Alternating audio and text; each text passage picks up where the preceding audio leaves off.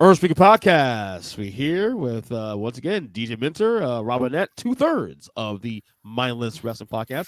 Fellas, once again, what's up, buddy? Man, another Wednesday night living a dream. Yes, sir. Seems like a Wednesday soiree. Did we do a show last week at all? No, you had something going on last week. Right, but we did a week before that though. On we the did. Other show. Yeah. I know you went on vacation on next week, DJ. So we want to get this in now before we could. We had actually talked about this on social media, because Billboard Magazine had put out they've been doing these top 50s pretty much all year long. Top 50 hip hop artists, hip hop groups. I mean, Rob and I've been covering that like tooth and nail for the last all year long, pretty much. And then this came out of nowhere, and I think Rob brought our attention as well too. They did their top 50 frontmen. Rock Frontmen, which we went through the list. We went through the list in real time at the time, and yes, you got a couple of reactions on there, of course. So it kind of, and I think you jumped in the thread when Rob and I were talking. It was like, you know what, let's just do. You know what, we should do a podcast on this. But we'll review the list and then we'll do a top 10 of this. So we'll talk about it, of course, on the show.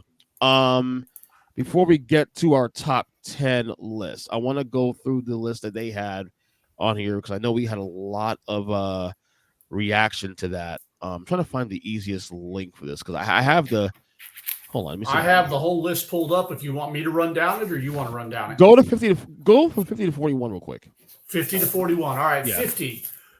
Zach De La Roca from Rage Against the Machine.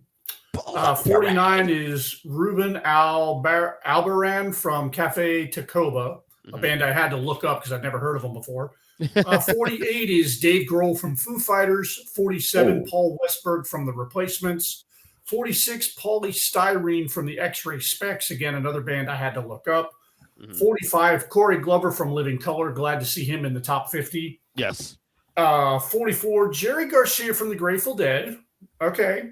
43, Courtney Love from Hole. 42, Serge Tankian from System of a Down. Yes, 41, love him. Liam Gallagher from Oasis. Okay. Liam Gallagher, I respect him, but it's a little high. Oasis had one album, and that was it. Yeah, there's some egregious kind of. This list feels to me like some wrestling fan did like a list of top wrestlers. And they like threw out some obvious names because they had to, but then they dug deep into the well of indie wrestlers that no one's ever heard of before and threw them on the list for clout. Like, yeah. I'm sure there's some names on here who are obviously outside of my sphere of music, but probably did well in whatever bubble they were in. Yeah. And some of the ones that I didn't know, I looked up, they were good, but were they top 50? Not in my opinion. Top 50 all time? Absolutely not. I'm gonna tell you right now, off the rip, Dave Grohl's way too low. Off the rip.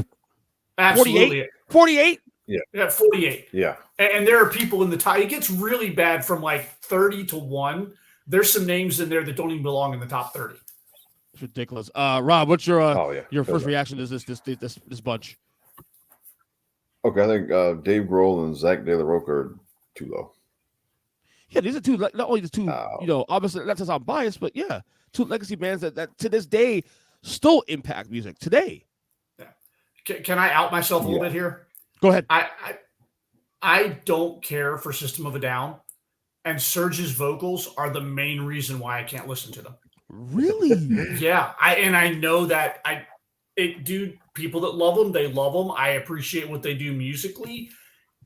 He starts singing, and dude, I tune out. It's something about his voice. It's nails on a chalkboard. Do you prefer the other guy, Darren's voice? Over? I do not know him. The only one I know is Serge. I don't listen to a whole lot of System of a Down. So I gotta say this because System of a Down when it first came out in 99 when it went mainstream, wasn't a fan. Couldn't stand him. I just didn't dig him. Then Toxicity came out. That album. Guys, I'm gonna admit to you right now. That album is a top 10 all-time album for me. That is that Toxic album is zero skips, zero skips. Okay. And that album alone changed my perception of that band. Because I don't know what it is. That album got me because the first album, I just Sugar and all those songs didn't dig it at the time. Maybe it was the wrong time, wrong era for me. And then 2 years later, they came with this album. Like, oh, okay, I get it now. I'm a little shocked because Serge has a very unique voice too, also. And go ahead. I think when I look at this list, because I have a doctor, the guy that owns the practice I work at, he's very into like hard rock and heavy metal. And we talked a little bit about this today. I told him I was doing the podcast tonight. Yeah. And we went down some of the names, and he's like, yeah, some of the names you're mentioning, I may not consider them great singers. Mm-hmm. Like there's a couple guys, he said they couldn't carry a note in a bucket, but they're very distinctive.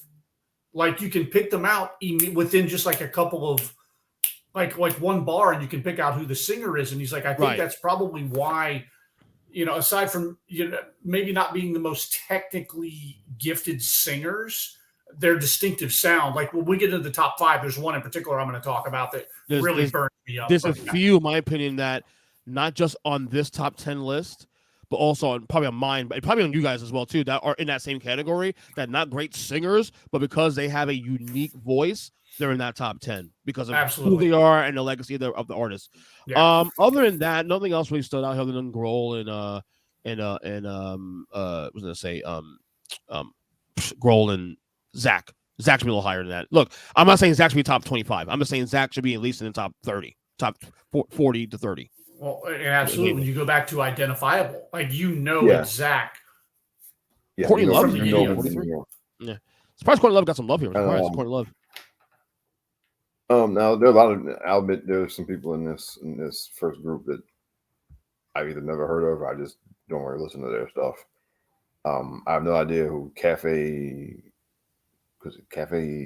Tacuba is how I have. Yeah, they're Argentinian, I think. I looked them up. I looked up a lot of these bands that I didn't recognize. There's one of them was from Mexico, and then I think these guys were Argentine. Okay, I have no idea who they are. Right. I've heard the Replacements. I don't think I've never really listened to anything they've done. A couple songs about it. I have no idea who X-Ray Specs are. I have no idea. They were a punk band. Okay, and yeah, I'm very familiar with Living Color. Of course, I mean, I love the Again Love here for the record. Love it. Yeah, and because I mean, their debut album was when I was in high school, so it was like right in that wheelhouse where you're a teenager and you're listening to stuff and all of that. And again, if you're a CM Punk fan, that's the theme song. CM Punk's Cult Personality. That's their song. So you know who you. In case people in this podcast don't know who they are, again, that's the reference, of course. Yeah. I'm not really a Dead. I don't listen to much Grateful Dead at all. So I know who Jerry Garcia is and I know who they are, but I don't really listen to them. Yeah. Courtney, I know a few whole songs. So I never. Yeah, and that's the one I know. Was it called Celebrity Skin or something like that? I don't really listen to System of a Down, so I got nothing to say either way about any of their stuff. I would recommend you the Toxicity album, buddy. It's great. I don't know how I know you're into rock, but I don't know how heavy you get, but that's some good shit. It's pretty heavy. If I'm telling you it's a top 10 album for me all the time, and I'm someone who has one of the most widest music collections on the planet, it should tell you something. Just saying. Okay. Liam Gallagher, I think he's about fine. 41 is fine. I mean, Brittany Howard is really good. All right, so Brittany Howard's number 40. Which going now 40 to 31. From Alabama Shakes, Alabama Shakes. I never really. I heard them before. Never heard of her. I'm surprised 39. Paul McCartney, that low. I'm surprised because they love to suck off the Beatles. Of course, what I'm saying. Oh yeah. These type of lists are from them and like Rolling Stone are just like, it's Beatles and Rolling Stones propaganda. All right, so 38 Iggy Pop, 37 Gwen Stefani for No Doubt. This fucking thing is annoying. 36 is Joe Strummer from The Clash. 35 Grace Slick from Jefferson Airplane. 34 Chester Bennington from Linkin Park. 33 Gustavo Cerati from Soda Stereo. 32 Ozzy Osbourne from Black Sabbath, of course, and 31 Laura Jane Grace from Against Me. Am I wrong for saying that Paul McCartney's a little too low just because the Beatles alone? No, I'm not a big fan of the Beatles anyway, but I'm just saying. I think he's about right. I mean, he's not a great singer. I mean, as far as carrying a tune, sure, but I mean, he's a better songwriter than he was a singer. Right, yeah, and the front man, and I think also the topic here is also not just singer, but front man too. Also, so I think that they're also taking in also performance as well too, in addition to being a great singer. Yeah. So, yeah, maybe. Other than that, Chester feels a little low too, because Linkin Park. I gotta tell you, Linkin Park for a good, I would say 4 years from 2000 to 2004 was probably the biggest band on the planet. Yeah, and I'm not even joking. They're on radio. They're on mainstream radio on a regular basis. Oh, yeah. They crossed over. Yes. They feel a little low. A little low. I'm not saying it should be in top 20 and whatever, but 34 for Chester feels a little low. Yeah, he should have been in 30 to 31 somewhere. Or 30 to 21 somewhere. Right. I agree with that. Other than that, Ozzy, that's another one to be in top 25. Because, again, legacy as a solo artist and as a frontman. Yeah. I mean, look, Ozzy now obviously can't quite do it anymore. Ozzy, quite frankly, for the last 20 years can't do it. But Ozzy from 82, even before that, from the 70s into 80s, even with Sabbath, I mean, you have to give him his props. Right. He's a godfather. Absolutely. Big Ozzy fan. I wouldn't, again, he's another one of those guys who, not a great singer. He's a fantastic front man, especially when he could still go. And again, he had that identifiable signature sound. Right. Yes. So you guys want to pick apart this last 10? Rob, you want to do 30 to 20? Yeah, all right, let's do it. Let me scroll to 30. All right, so 30 we got. Well, 30 we got Steve Perry with Journey. Okay, I mean, I think I'm not a big Journey guy. I mean, but obviously he has a great singing voice. He's a great singer. Yes. 30 is probably about right, I think. Yeah. Great singer. Not necessarily great front man, but if it's about vocalists, he's top 3 all time. Oh, yeah. Okay, Ann Wilson, Hart.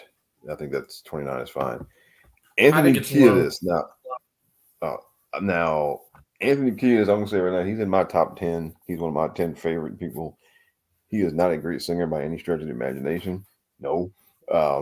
But the way he sings stuff, he's a perfect fit for what the band does. I said the same thing to the doctor that I was talking to today about Billy Corgan from Smashing Pumpkins. Billy can't sing a lick, but nobody else could do Smashing Pumpkins but Billy. And I think Anthony Kiedis is the same way with Red Hot Chili Peppers. I think his sound and his style fits perfectly with that band. And because he doesn't have a big booming voice, he sings everything the exact same way. I mean, he would, that kind of the mellow kind of melody, or he does kind of like the sing rapping kind of. It's one or the other. You're gonna get one or the other with him. And that's it. I mean, but it fits what they do, and like I said, nobody else would fit what they do better than him. And all right, but he's in my personal top 10. Nice little tease there, buddy. I didn't know we were going to come across him this early. And no, it's all right. It's okay. Lou Reed, Velvet Underground. I know who he is. I don't really listen to them much, so I got nothing either way. Tom York, Radiohead. I don't listen to a lot of Radiohead. Janis Joplin, that's another legacy act, it's kind of like definitely. Yeah. I figured she would be a little higher than this though. Yeah, she's too low. Her and the next one are way too low on the list. No, Rob Halford, Judas Priest, and I know that's you guys' wheelhouse. I haven't really listened to them. I saw him live one time. He's actually pretty good. Oh, I'm jealous. Saw him in 2006 with who was in that show? Was it Queensryche in that show, actually? Maybe I'm in Queensryche, but yeah, I was never a big fan of the band, but for what it was, I thought it was very impressive. Judas Priest is a top 5 band for me. Showing your age there, buddy. And then Karen Karen O. I've heard of the Yeahs. I'm not really. I haven't listened to it. I couldn't name a single song of theirs, but I've heard of them. Let's see. Eddie Vedder. Well, there's another tease because Eddie Vedder is way too low. He feels too low at 22. Yeah, I would put him. Yeah, I think that is way too low. He has a distinctive voice, and he can. I mean, he has a really strong, powerful voice, and I mean, yeah, that's way 22 is way too low for Eddie Vedder. 21, Jim Morrison. Again, another legacy act. I think 21 is probably about right, though. Yeah, I think 21's too high. I never thought Jim Morrison had a great voice. I love the Doors, but I never thought he 21 all time. Jim Morrison? I don't know. I would probably put him no lower than no lower on the list than 29, but I don't think he's a 21. He does should 2025 because I mean, this is a legacy of him as a frontman, performer. Probably gives him the grace. As a singer, he's not really unique because he just sounds like any other singer. But as a frontman, he's absolutely incredible. Yeah. So I'll give him that much. I do love that Hart and Wilson gets love here. She's arguably one of the greatest female voices in the history of music. She's incredible. So I love to get love here for her. Yeah. Other than that, I think Anthony Kiedis. I mean, honestly, I'll say it. He feels a little low. A little low because I mean, if we're talking about this, yeah. I mean, if we're talking about just like kind of like technical ability, he's not going to be very high. But again, for what he does with the group, so I think when you even all that, when you average all that out, 28 is probably right if you're being objective. Yeah. But okay, for me, he's in my top 10. I like the tease there, of course. Top 10. Anything else to you on this 10, DJ? No, I think I pretty much covered everything. Like I said, for me personally, Janis Joplin and Rob Halford would have been a little higher on the list. Right. I get that. I totally get that. All right. So 20, I'll go 20 to 11 real quick. 20, David Lee Roth. 19, Kathleen Hanna. 18, Jack White. 17, Chris Cornell. We'll talk about him later. 16, Michael Stipe. 15, Chrissy Hine of the Pretenders. 14, this thing will load up properly. Be nice. I hate this app, I swear to God. Steven Tyler at 14. 13, Haley Williams of Paramore. I'm actually shocked she's that high.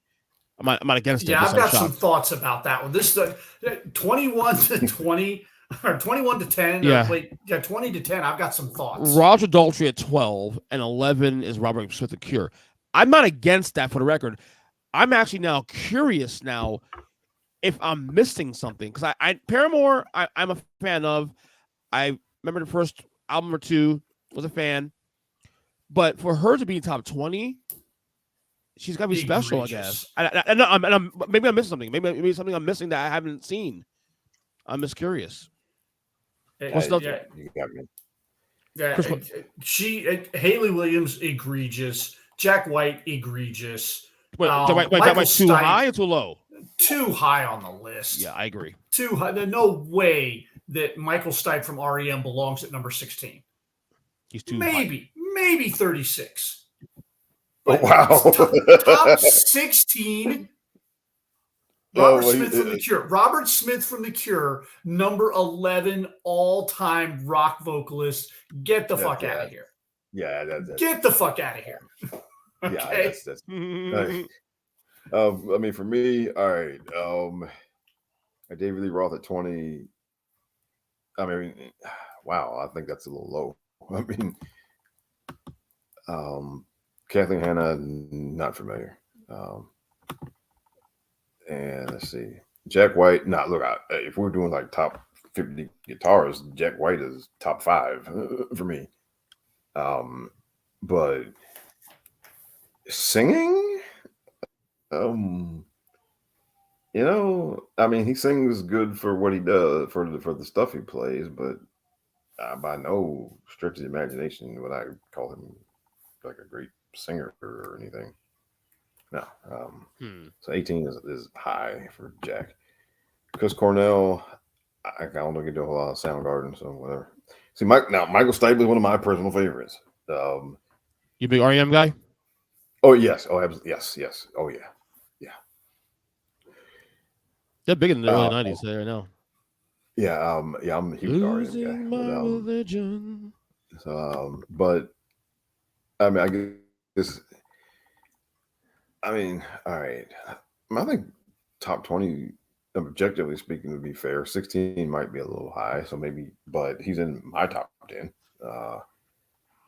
And let's see. Chrissy Hunt, I don't listen to Pretenders, couldn't really tell you.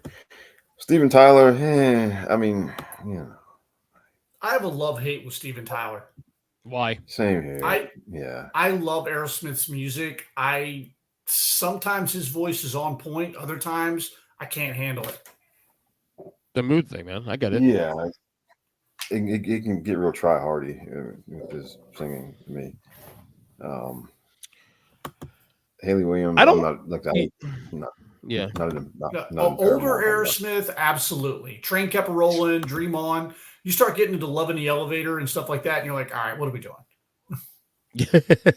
Great songs, but vocally, I don't know. All right, I'm Roger Daltrey.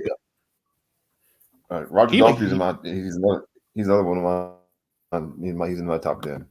Oh, another teaser. I'm a big Who guy. Yeah. So I would have. He's my. I think. Yeah. I mean, even objectively speaking, I think I have him higher than 12. And Robert Smith, I don't listen to a whole lot of Cure. So The Cure. I could jettison him right off the list. Yeah, and that's just a personal. That's just personal. Not a Cure guy. I like songs, but in general, I'm not a fan. So let me run up this top 10 here. They're 10-1 here. I have it right here. Number 10, Axl Rose, really, but Axl Pose. Number 9, Bono. That's of course is Robert's favorite. Number 8, George Clinton. Number 7, Debbie Harry. Number 6, David Byrne from the Talking Heads. Number 5, Kurt Cobain. Number 4, Robert Plant from Zeppelin. Number 3, my favorite, Freddie Mercury. Number 2, Stevie Nicks. And number 1, Mick Jagger. So there's a lot of surprises, but there's a lot of names here that you wouldn't consider. And then you think about like, oh, that kind of makes sense. I wouldn't do it, but it makes sense. Like Debbie Harry, I wouldn't do it personally, but I can understand why she's in the top 10. I can understand why. Because Blondie was huge. Blondie still has a big legacy even today. I love they gave George Clinton some love here, to be honest with you, because George Clinton, you wouldn't think about that, but yeah, that dude's influenced all over music today. Other than that, Axl Rose is interesting because you got to give them Gene Arter props. From 87 to 93, they were arguably the biggest band on the planet. Yeah, arguably. I mean, Axl Rose was say what you want, can't sing for shit, but it's about unique voices. He's unique. He's a great studio singer. Yeah. He's not consistent live. No, he's not. Same with Kurt Cobain. Unique singer, not a great singer, but again, what Nirvana represented in that era from 89 to 94 when he killed himself, obviously, you can't hate on that. So I have no problem him being in the top 5, honestly. I do. I could have a whole discussion about Nirvana. I'm sorry, Freddie Mercury should be number 1, or at least number 2, at the very least. Always. Without having this shit can't happen. I understand why Mick Jagger's number 1. It's longevity. You gotta give him that. I'm not even a Stones fan, and I'll say that's and the dude had endless energy even into his 70s. Still today has energy. Yeah, it's crazy. Yeah. At 80. So I gotta give him that. But Freddie should be in these top 2. You want to get Mick number 1 because he's still alive doing the thing. So be it. But Freddie should be in the top 2. You guys anything else want to pick out of this top 10 before we get to our list? I pretty much said everything I need to say. Robert Plant being at number 4 feels right. I had him a little higher on my list, but I get it. You that big guy too? Yeah. Okay. Rob? Okay. Let me see. Yeah, Axl's probably a bit high at number 10. Well, y'all know how I am about Bono, so So Rob has pretty much finished his top 10 list already. Yeah. Well, I was surprised to see George Clinton. Like I said, it's nice to see him get a nod. Yeah, I love it. 8. I mean, 8. He's too high. He's too high. Do I like it? Is he in love? Absolutely. Is he too high? Absolutely. Yeah. I agree about Debbie Harry. Kurt Cobain, yeah. Way too high. I mean, really? Yeah. I don't know. Kurt Cobain is. Kurt Cobain. I mean, the only thing against the argument having him that high is the longevity thing. But those 5 years were those 5 years, and Nirvana was. You can argue longevity because their music was timeless. True, but he passed away like 5 years into the. Right. No. I understand that, but I mean, they put out not like some of these other groups who I've never even heard of. Who probably had more overall longevity than Nirvana, but Nirvana's music as a lasting influence much higher than a lot of those bands. Yeah. Regardless of my personal opinion on them. Yeah, Robert Plant, I get. Okay, Freddie Mercury, yeah, he should be one or two on everybody's list. You gotta tell me twice, brother. I'm gonna say one thing real quick, and this guy was not in the top 50, and I'm gonna go straight fucking Homer. Where the fuck is James Hetfield? He was on my list of singers who should have been on this list. I've got a list that I made up of people that I feel like I've got 6 or 7 that definitely should have been, and then I've got about 8 that I could make an argument as to why they could have been or should have been. List them off. Oh, okay. All right. So my list, these are the people that I feel like should have been on the list. Any list of top 50 all-time rock singers that does not include Ronnie James Dio automatically gets launched into the sun. Yeah. Automatically launched into the sun. Another one on my list, Pat Benatar. Where's Pat Benatar on this list? Yeah. Lou Gramm from Foreigner. Lou Gramm could sing his ass off. Yeah. This is an odd one, but hear me out. Meatloaf. Go back and listen to Bad Out of Hell. His vocals were off the chain. Yeah. In that album. Bruce Dickinson from Iron Maiden. Again, another one. How do you do a top 50 all-time vocalists and not have Bruce Dickinson? I'm not a big Maiden guy, and I agree with you on that. Oh, I'm a huge Maiden guy. I love Maiden. Here's another one. Work with me. Phil Collins. How is Phil Collins from Genesis not on this list? Dude, don't get me started, bro. Yeah. Phil Collins is in my top 4 favorite artists of all time, period. Phil Collins was Michael, fucking amazing. Michael, Stevie, Prince, and Phil Collins my top 4 all time. That's how you know. Go ahead. James Hetfield was my last one that should have been on this list. Just on legacy alone, the band 42 years later is still relevant today. 42 years later should be in the top 50. Yes. So now I'm going to get into some that you could make an argument that could be in here. One, Sammy Hagar. Absolutely love Sammy Hagar. Yes. The whole, I think the Van Hagar versus Van Halen argument is one of the dumbest in the annals of music arguments. Can we go there real quick before we go further? Can we go there? Sure. Because I don't think many bands can pull. In fact, not any bands can pull this off. What they did, where they're the same band, different singer, and David Lee Roth has one set a certain sound with Lee Roth. They're a little more party, rock and roll, And then when Sammy Hagar came to Van Halen, whenever it was like 87, 86, they were more straightforward rock band. And no matter what they did, whether it was with either of those guys, they sounded awesome. Yeah. You know what to pull it off? Sammy Hagar's awesome, and he just does not get the flowers he deserves as a singer. I totally agree with you 100%. Or as a front man. Yes. Yes. Another one, Paul Stanley from Kiss. Mm-hmm. Hear me out here, Mike Patton from not only Faith No More, but Mr. Bungle. Yes. Listen to his vocals. Yeah. Mike Patton had a range. Mm-hmm. Mm-hmm. And now I'm going to get into some more contemporary artists that you may or may not have heard of. Lizzie Hale from Hailstorm. Yeah. She's a scream queen. She's amazing. Yeah. Taylor Momsen from The Pretty Reckless. Mm-hmm. Somebody you guys may not have heard. She does kind of a blue-eyed soul type of rock. Her name is ZZ Ward. Go check her out. Okay. She's really good.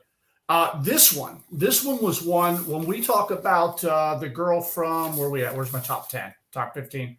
I highlighted it. Haley Williams from Paramore. How do you put Haley Williams from Paramore and completely omit Amy Lee from Evanescence? Oh my. Ooh. Yes. How in the hell did that happen? Yeah. And they had a little run too for a couple of years where they were one of the biggest bands on the planet. We just saw them at Welcome to Rockville in May, and they absolutely smashed it. She sounds as good today as she did 20 years ago when that band hit the scene. Amazing. Absolutely incredible. Another singer, her name's Dorothy. If you haven't checked her out, she's really good. She's again kind of a bluesy type of singer, but she's got a hell of a vocal range. David Draymond from Disturbed. Oh, hell yeah. Brent from Shinedown. Just saw Disturbed again for the second time a month ago. Yeah, they're so good.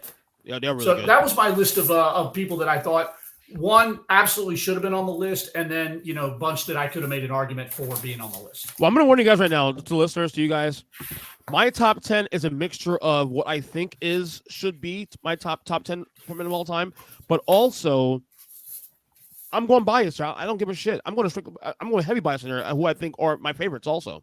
Absolutely, same with me. Number 10, Rob. What are you going?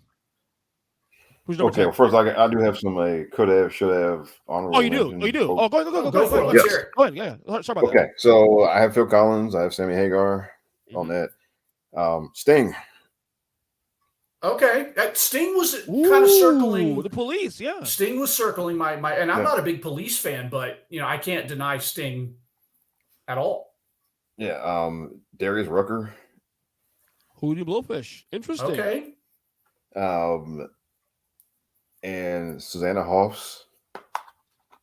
From the Bengals, right? Yes. Yeah. And Belinda Carlisle. Oh. Yeah. Okay. Could have, should have, honorable mention. Now, out of my number 10, I mentioned before, I have Anthony Kiedis because he's, again, not an actual great singer, but he is one of my 10 favorites for sure. So, but, just because of him not being much of an actual singer, he's number 10. All right. DJ, number 10 for you? Number 10 was Meatloaf. It was Meatloaf. It was Meatloaf. Absolutely. Love that. I'm actually changing my number 10 now as I just You poor dude. Let me tell you something. Ernest EJ texted us earlier. He's like, I may still be working on my list as we do this. Because I'm gonna throw Phil Collins number 10, because even though Phil Collins is my top 4 favorite artists of all time, sometimes I forget he was a front man too also. Even though we know he's leading with Genesis, it doesn't register the same way for me. But as you mentioned Phil Collins here, I'm like, fuck it, I'm doing that. So I took out Robert Plant and put in Phil Collins. I don't care. Okay. I don't care. All right. So Phil Collins is my number 10 front man all time. Number 9, Rob. Number 9, I have Michael Stipe, R.E.M. Ooh. All right. I get it. I totally get it. 9 for you, DJ?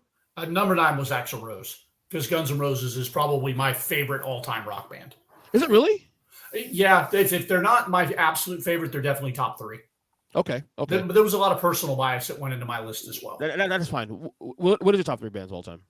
Top 3 bands of all time, probably Black Sabbath, Guns N' Roses, and Judas Priest. Okay, interesting. All right. 9 for me. You'll love this one, Rob. Bono. Okay. Bono, not the greatest singer in the world, but as a front man, that guy has presence. He has presence. He can hold a crowd better than a lot of people I've seen in my lifetime. They are still a bucket list for me to see live. U2. So Bono for me, number 9. Number 8. Rob. This is one name we have not heard yet. Billy Joe Armstrong. Green Day. Okay. Yeah. Interesting. I'm a huge Green Day fan. Oh, really? Okay. Oh, yeah, I like Green Day. Do you like Dookie more than anything else, or are you more of a American idiot? Dookie's number 1. Yeah. Dookie? Yeah.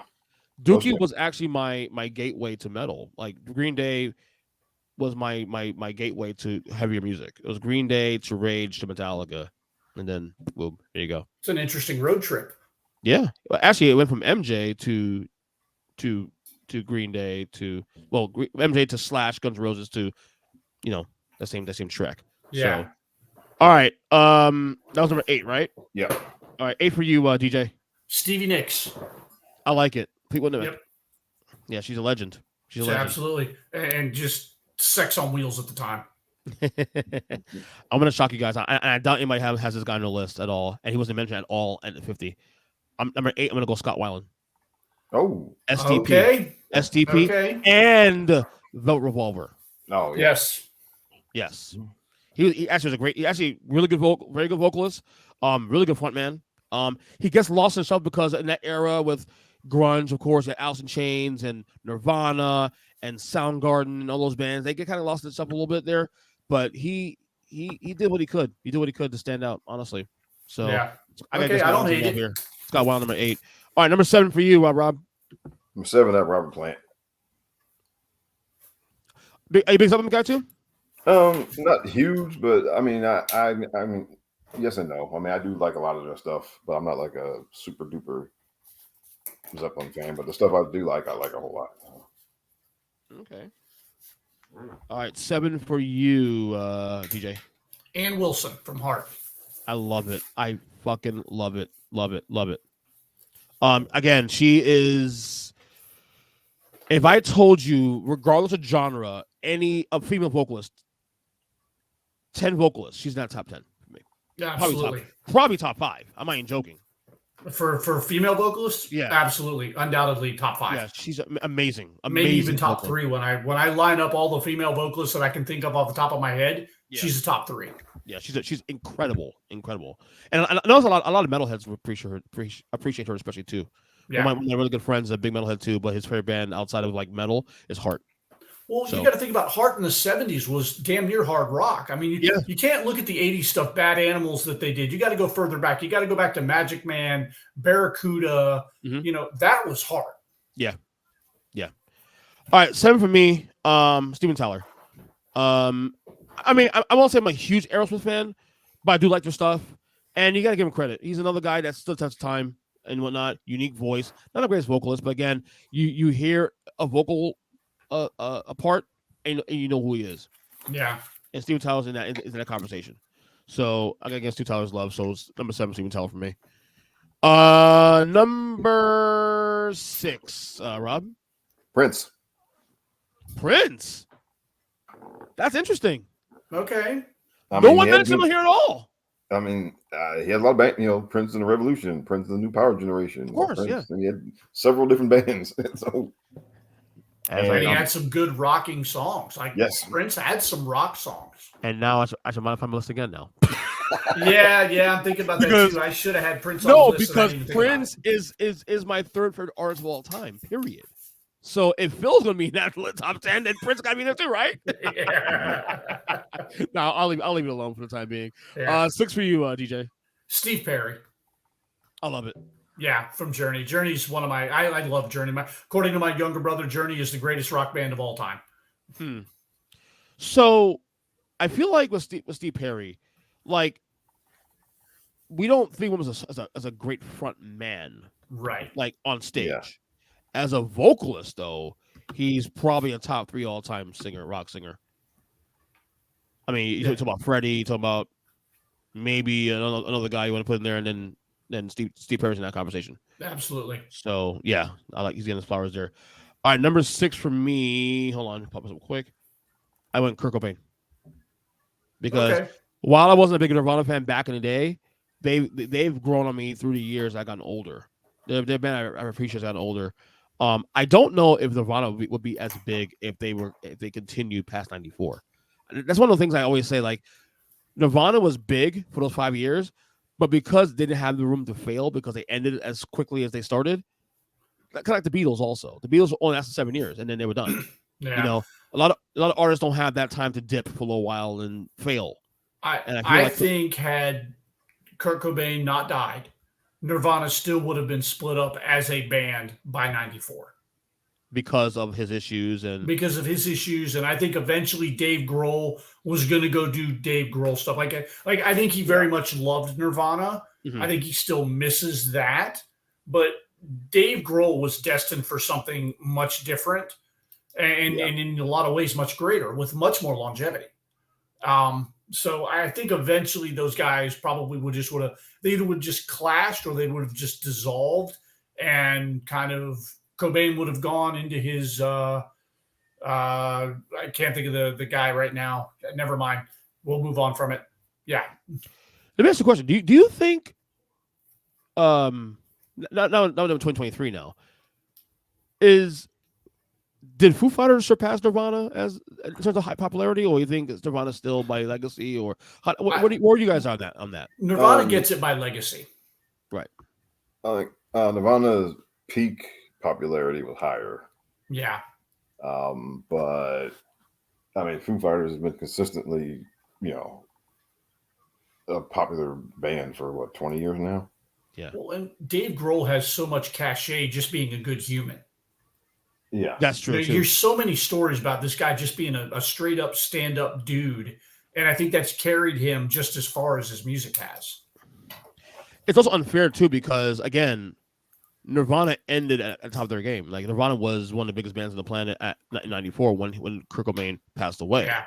So it's almost unfair to say that, because again, Nirvana didn't have a chance to fail.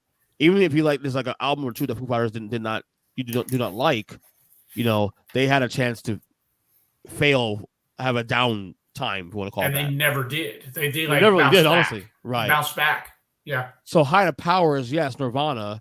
Like Nirvana is the ultimate warrior. Foo Fighters is probably Hogan. Okay. The longevity. Okay. You know what I mean, so that's how the way I see it. 5, Rob. Well, speaking of Dave Grohl. Oh wow, nice segue. Nice segue. And he's local here. He grew up in like Northern Virginia, so he's heavily immersed into the local scene, and so yeah, we love that guy here. So what I love about Dave Grohl too, especially, is that he's so diverse in his music taste. Like he's a massive metalhead too, also, but also could do other genres. Also, he has such respect for music as a whole, as an art, and I've always respected that about him more than anything else. Yeah, and because they did like a little series of kind of from one of their albums. It was called Sonic Highways. They did and they recorded like a different song in each city, and so they got into like and they did like a little documentary for each city, and so they explored the music scene and everything. Right. And so of course they did one for DC because he's from around here, and so I mean he's heavily immersed because there's a local kind of flavor of music here called go-go, and he was heavily just immersed and knowledgeable about all that too, and to be honest, you don't see a lot. Well, you see some white folks know what it is if they grew up around it. But, right. But he was heavily just he knew all the players and all of that stuff, and so we love him to death around here. So yeah, he's number 5 for me. Right, 5 for you, DJ. Robert Plant. Okay. Yeah, Robert Plant's number 5. I like Zeppelin, love their stuff. I wouldn't say he's a overall great singer. His voice as he got older didn't age well. But yeah, the early Zeppelin stuff hits it for me. All right. Number 5 is another guy that no one's mentioned, not in the top 50 Billboard mentioned. I'll say it anyway. Number 5 is Corey Taylor, Slipknot, and Stone Sour. Another guy that I respect. I mean, he's fantastic at what he does. Slipknot, as heavy as they are, and he's a great singer in that. And then the Stone Sour is a lot lighter than that, and he can still rock like anybody else. Corey Taylor, to me, is, especially now as you look at his list now, grossly underrated now. Yeah, grossly underrated. Grossly underrated. If I had to pick if I was starting a band right now and I had to find a singer I want to start a band with, he'd be the guy I probably start a band with, most likely. Let me ask you this: Slipknot or Stone Sour? Personally. Probably Slipknot, because I prefer the heavy shit. Yeah. But it's a lot closer to get credit for, because Stone Sour is really, really good. It's really, they are. Really good. Yeah. See, I prefer Stone Sour over Slipknot. Slipknot has a lot of songs that I like, but if I had to choose one over the other, mainly because I'm not a big fan of like just screaming and growly vocals, and he sings in Stone Sour. But I think too, also in Slipknot, he sings as well too in Slipknot. I've heard some Slipknot stuff. And like, the work and Wait and Bleed. Yes, and there's another one that I can't. I can't think. It's late anyway. It's okay. Yeah, but especially as the band went on through the years, you even saw a lot of Stone Sour influence on Slipknot, actually. Yes, some of it kind of bleed. They overlap. Yeah, absolutely. So I think he's so underrated. And he's a great front man in general, performer too. On top of that, so you ever seen his thing he does on stage, like acoustic things on stage where he does SpongeBob SquarePants? No. Oh, I gotta show that to you. He does like the voice, everything like dead on. It's amazing. It's actually really, really funny. And the whole crowd is singing with him too. It's awesome. All right. Number 4, Rob. Roger Daltrey. I'm a big Who guy. Oh, nice. Yeah.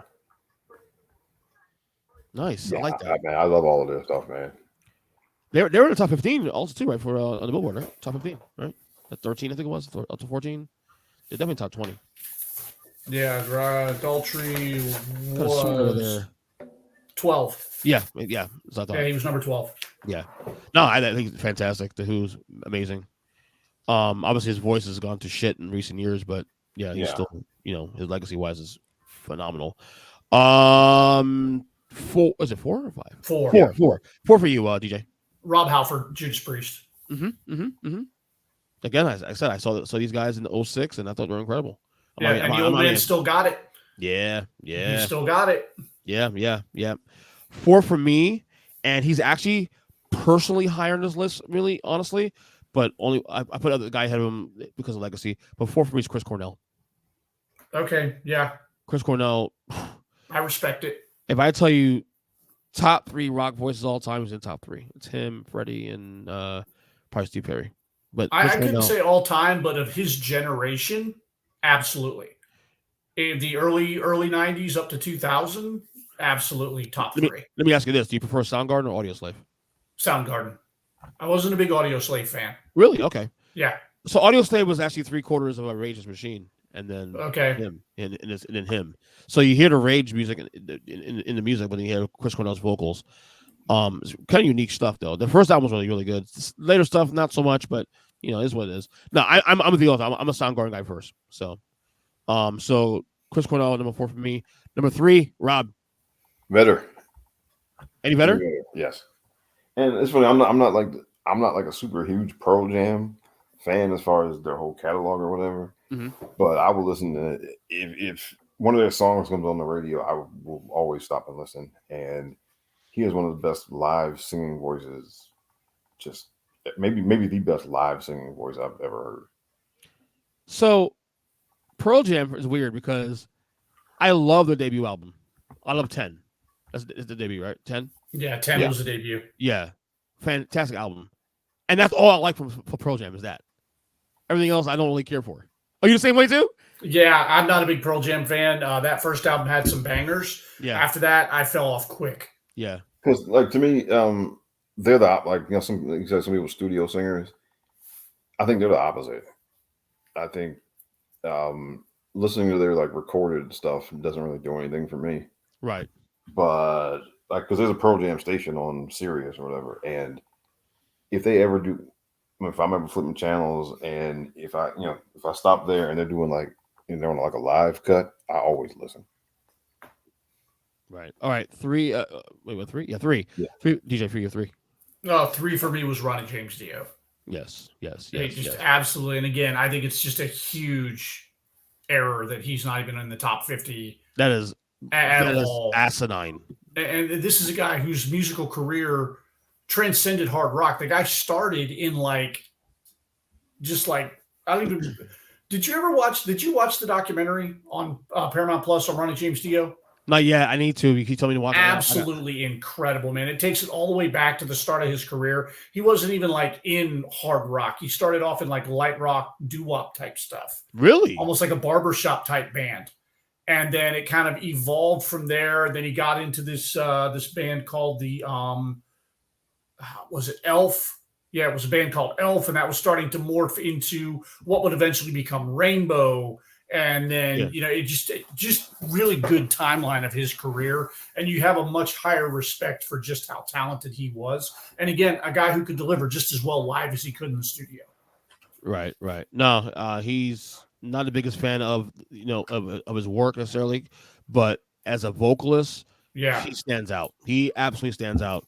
Well, and we talked earlier about Sammy Hagar coming in for Van Halen and just completely not altering the sounds as much. I mean, it was still very much Van Halen, but he came in and made excellent music.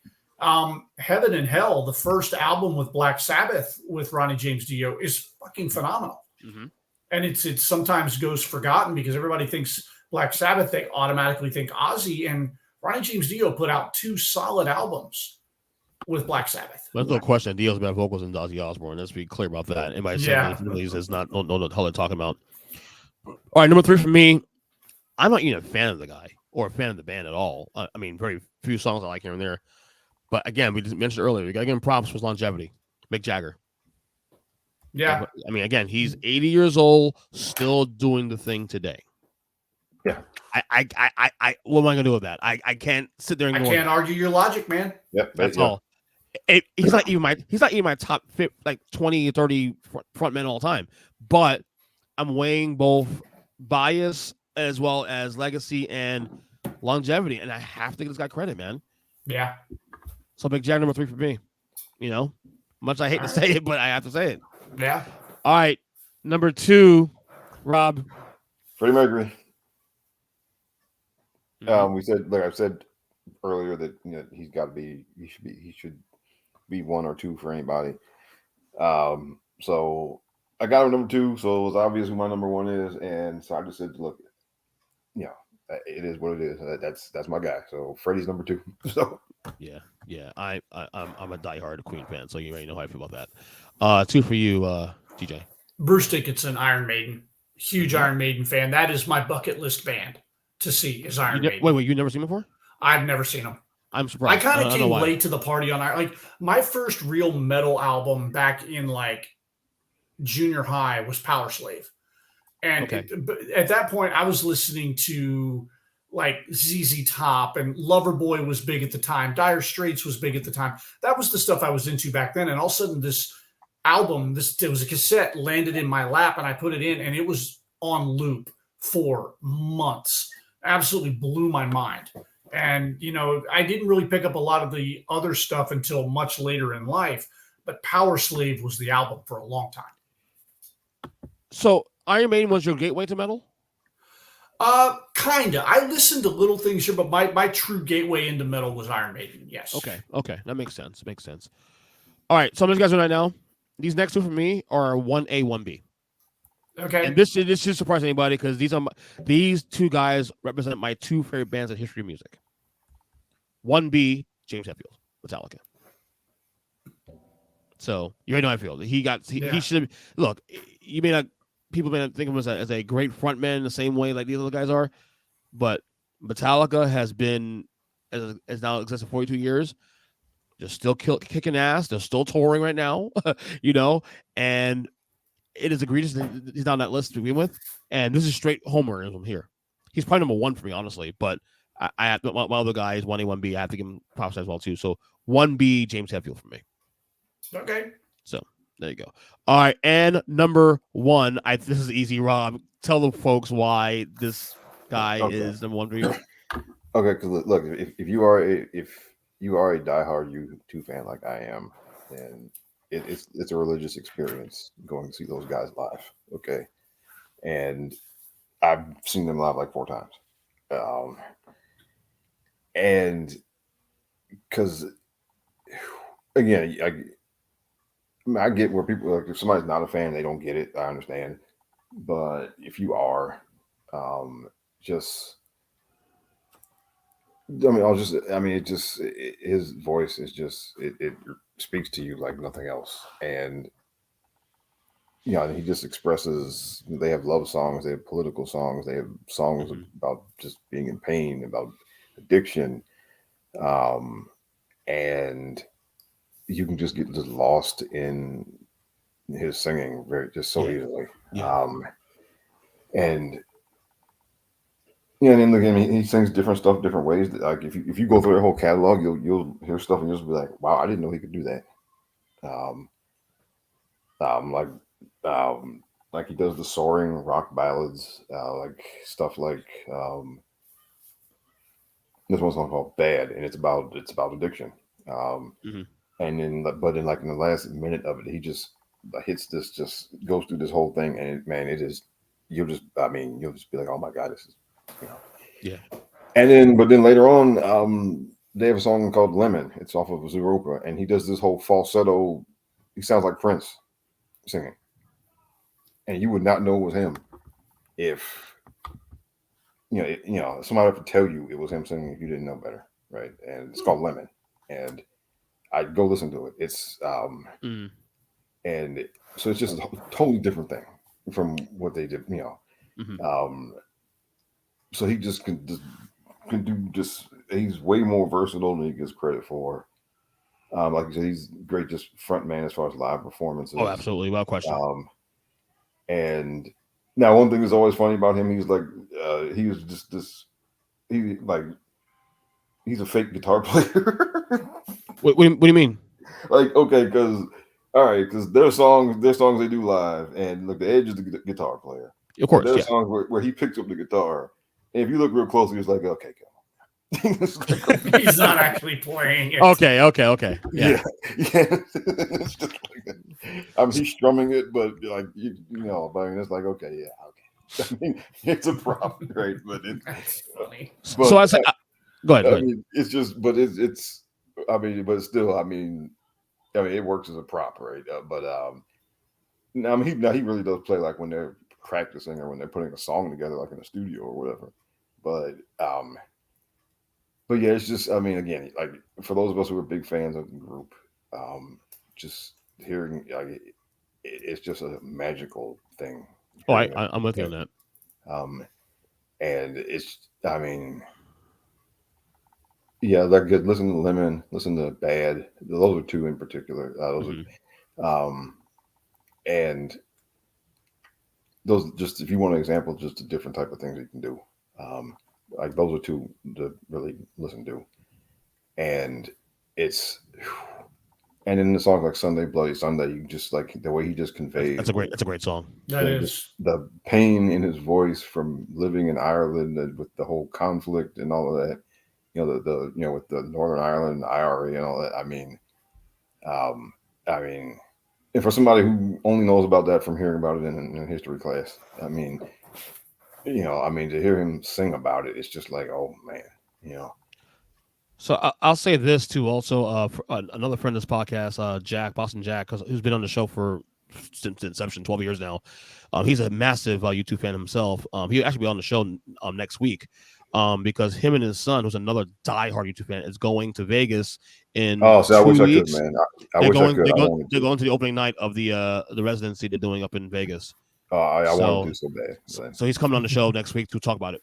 cool. So yeah, it's funny you said that. So that's actually said that. I remember my friend Jack was talking about that. So yeah, I love YouTube. First of all, I'm a big YouTube fan. So not hardcore like you are, but definitely appreciate them. And Bono, my top 10, like I said. So. All right, number 1 for you, DJ. Excuse me. That came out of nowhere. Freddie Mercury, absolutely hands down. I said earlier that Guns N' Roses is probably my favorite all-time rock band. Mm-hmm. I would almost argue with myself that it's actually Queen. Just absolutely. I've loved Queen since I was a kid. Mm-hmm. And, my mom introduced me to Queen, and I've always loved them. I want to talk about somebody with this dynamic range, can sing across the spectrum. He's done some really gravelly, hard rock the guy made a hit song out of a bicycle ride. Yep. And then just that doesn't even. He did opera too. He did opera trained. Yeah. And that's not even accounting his presence on stage. Oh God. And not only a top singer, but a top stage presence frontman for me as well. Yeah. Same here. Number 1, Freddie Mercury. So 1A, 1B. So Metallica's my favorite band of all time. Queen's number 2.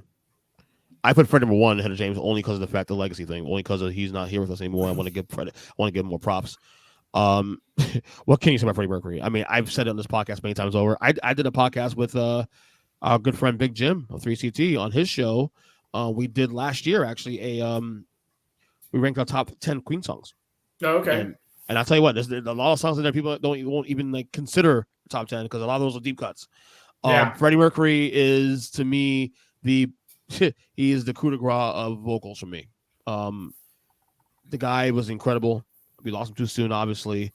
But man, Queen and Freddie is just amazing. I wish I can go back in time and see him live. That's my number 1 bucket list because I've seen Michael live before, so I can say that already. I've seen Metallica many times over. If I could see Queen with Freddie Mercury live, I mean I could die happy. Yeah.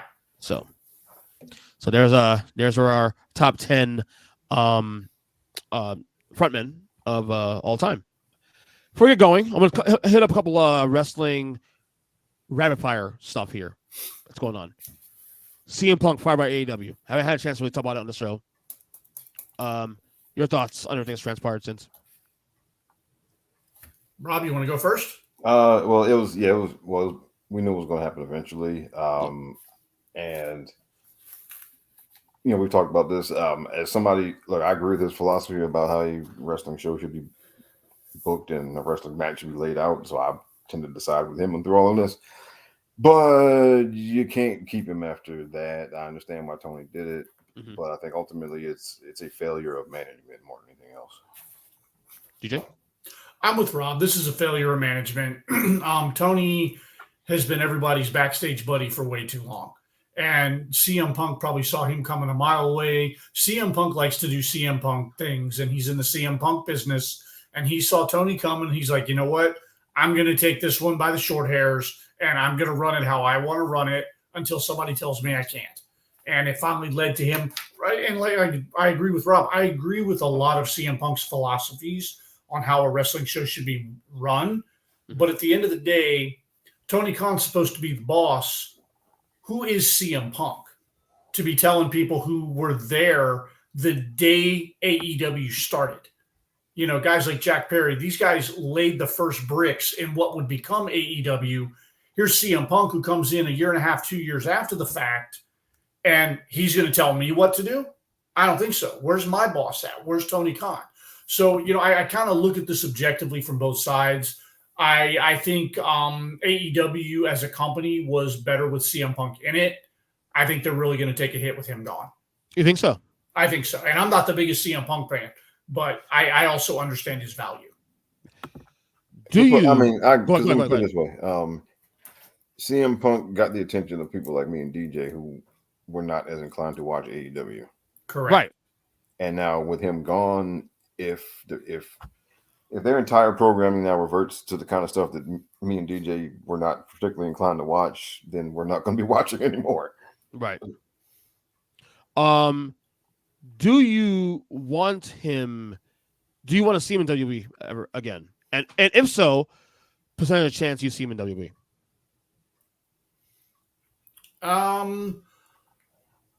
I both would and would not like to see him in WWE. I would, just because I want to see the guy end his career there. He made the biggest name for himself in WWE. I'm a big fan of that type of redemption story. So to see him go back, mend some fences, come back and have one more run and call it a career, I think would be the best way to bookend this whole thing. But if he's going to bring the negativity and the attitude with him, he can stay in Chicago. Yeah. Rob? I'm very curious. It's a curiosity to me. I'm interested to see how it would play out. So more than anything, I do kind of want to see it for that reason. I mean, and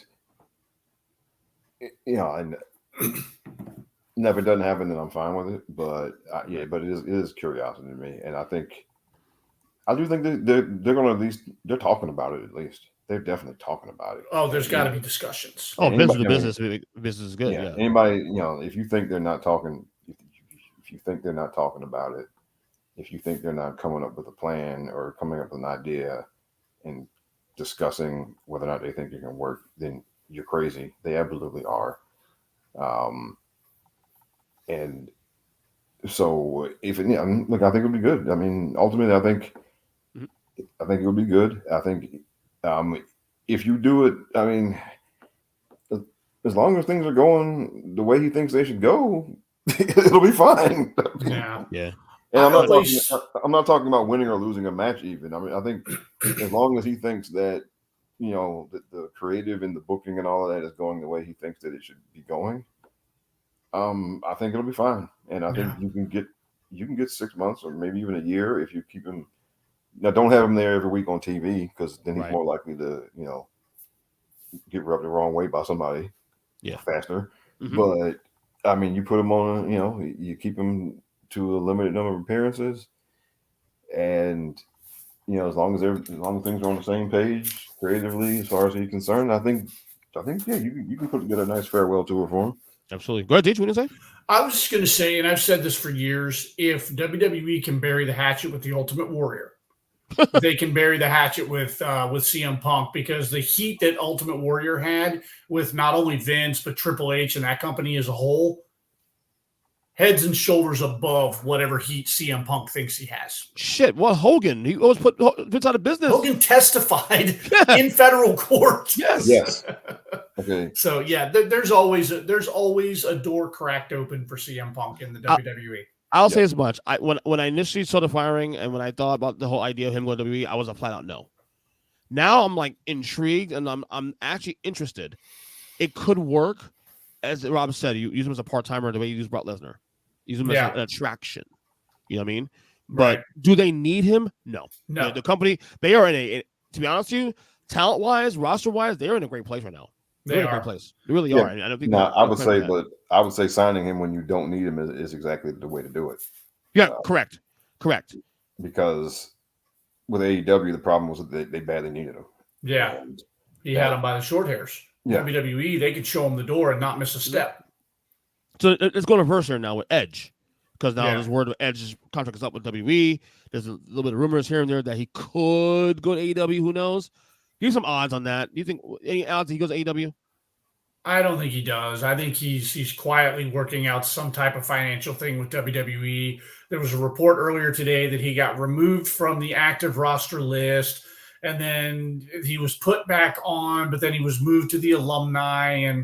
But then somebody else brought up a good point that WWE just released. I guess they've got like a mobile card game or something like that, or something. And Edge was still a part of the latest release of cards in this game. So I think at the end of the day, he doesn't go anywhere. I think other than maybe wanting to scratch an itch and check off a bucket list, I think at 48, 49 years old, leaving a company where you made your name to go somewhere else to try it out is kind of stupid. Mm-hmm. If he were 39, absolutely go over there, play around, get your match with Kenny, get your match with, whoever. But at damn near 50, stick with the payday. I'm with you. Rob? Yeah, I think there are only two ways it happens. One, if he has a very specific list of people he wants to do something with over there, then, and at his age, that list is shorter. It's short. It's not a dozen people. It's probably maybe 2 or 3. I could see him doing that. Or, of course, if Tony just offers him some ridiculous amount of money above and beyond what WWE is offering, then of course you take it. Of course. Does he need it though? He's got the Percy Jackson TV series that he's getting ready to do. Well, like I said, let's say if WWE is offering $1 million, and then Tony says, "Here's $10 million," then you take the 10. You take the $10 million, okay. No doubt. Okay, and Tony would, that idiot. That's just So no, he doesn't need it, but if they're offering, but if it's just some ridiculous amount of money, you take it, and then whatever. But now, one thing I think definitely people are really overselling.